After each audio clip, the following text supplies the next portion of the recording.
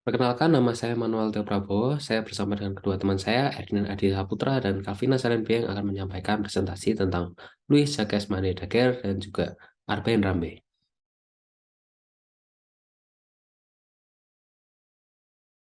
Louis Jacques Manet Daguerre adalah seorang seniman Prancis dan penemu teknik fotografi yang terkenal dengan penemuannya, yaitu daguerreotype, salah satu teknik fotografi awal yang paling sukses dan penting. Daguerre lahir pada tanggal 18 November tahun 1787 di Cormeilles en Parisis, Prancis. Beliau menghabiskan sebagian besar hidupnya sebagai seniman teater yang terkenal sebagai pelukis latar belakang dan ilustrator teater.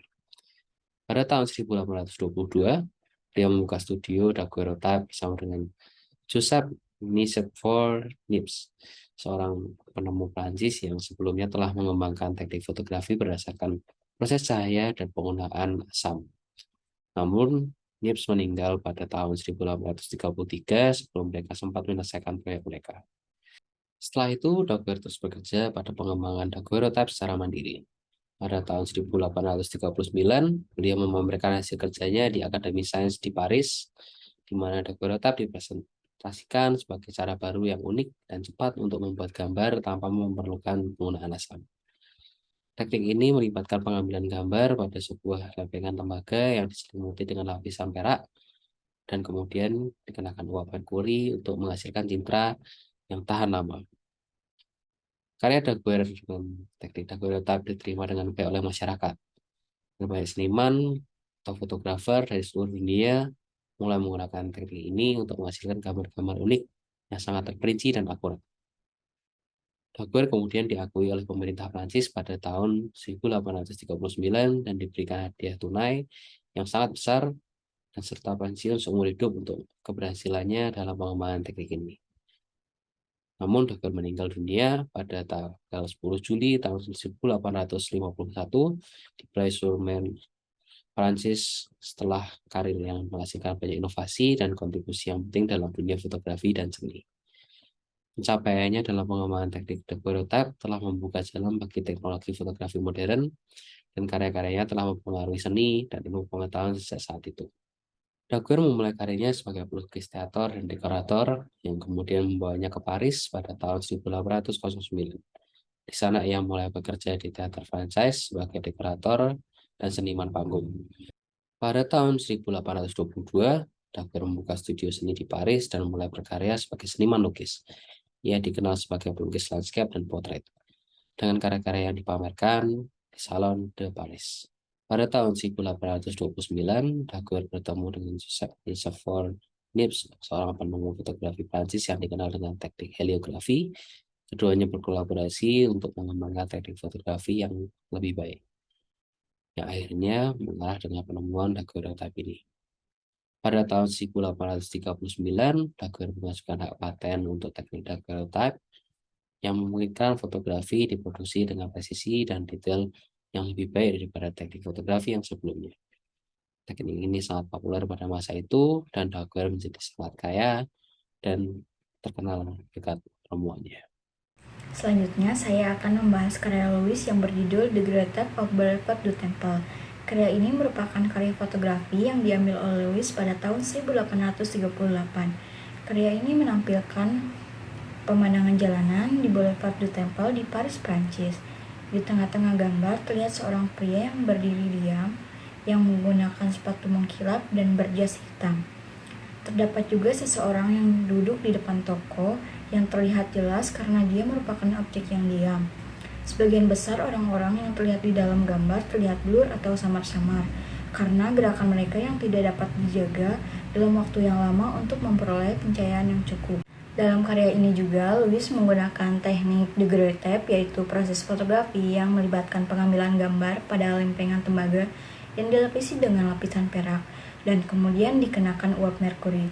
The Great Type of Boulevard du Temple terkenal sebagai salah satu karya fotografi pertama yang berhasil menghasilkan gambar yang tajam dan detail pada masa itu.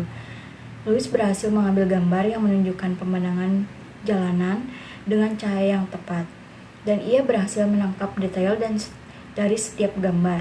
Louis berhasil menghasilkan gambar yang menunjukkan kehidupan sehari-hari di Paris pada masa itu. Gambar ini memberikan penonton kesan bahwa mereka sedang melihat kejadian yang sebenarnya atau kejadian nyata terjadi di jalanan. Pemotretan Boulevard du Temple ini menunjukkan bahwa Louis tidak hanya seorang inovator dalam bidang fotografi, tetapi juga sebagai seniman yang dapat menangkap keindahan dan keunikan dalam pemandangan kota yang diabadikan dalam fotografi. Dengan teknik fotografi yang telah dipatenkan, Louis berhasil menghasilkan karya-karya yang membuka jalan bagi perkembangan teknologi fotografi dan karya-karya seni lainnya yang melibatkan fotografi sebagai medium. Pada karya ini yang berjudul The Great Theft of Boulevard du Temple merupakan karya yang sangat penting dan sangat berharga dalam sejarah fotografi.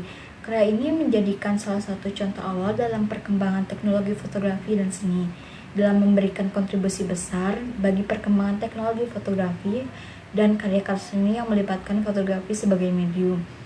Louis berhasil menangkap keunikan dan keindahan pemandangan kota dalam fotografi dengan teknik The Great Theft yang sangat presisi. The Great Theft of Boulevard du Temple bukan hanya sekedar karya fotografi, tetapi karya ini juga menjadi saksi sejarah yang merekam kehidupan di Paris pada masa itu. Karena hal tersebut, karya ini layak dinilai sebagai karya penting dalam sejarah seni dan fotografi.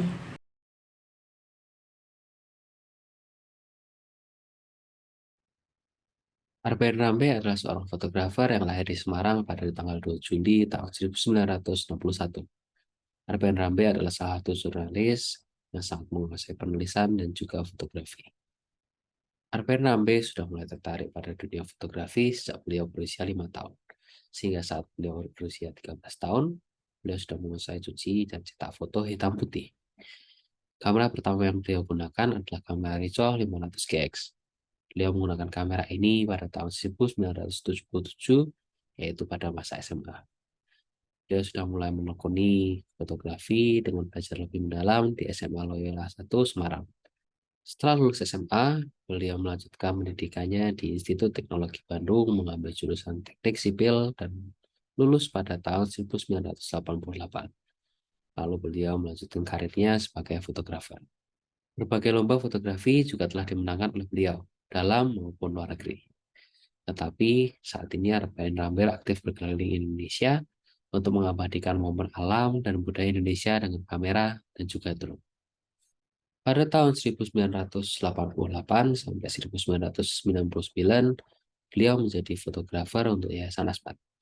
Pada tahun-tahun tersebut juga, yaitu tahun 1990 sampai 1996, beliau juga menjadi wartawan olahraga pada harian Kompas.